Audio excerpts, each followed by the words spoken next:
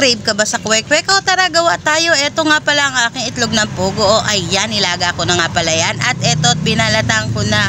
O yon. At syempre, ito ang mangkok. Nilagyan ko ng 5 kutsara ang harina. O ayun, kayo na ang bahala kung gaano karami gusto nyo gawin. Ito, nilagyan ko iodized paminta, bechin, syempre, at tubig. O ayan, tansyahin nyo lang paglalagay ng tubig para hindi sumobra. O ayan, haluin na natin. O kulang pa sa tubig, mag-add ulit tayo para makuha ang tamang lapot. O ayan, pag ganyan na, maglagay tayo ng food color, syempre, at haluin natin. O pak! Ayun, tama na. At ito nga pala ang aking itlog ng pugo na nilagyan ko ulit ng harina at inikot-ikot.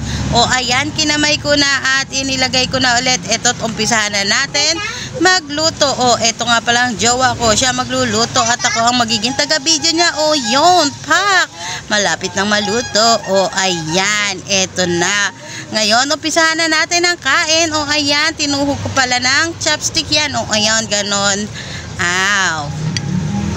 Tinuhog na at syempre isawsaw natin sa masarap na sausawan. O ayun pa, ready na kainin. Iyon lang, maraming salamat.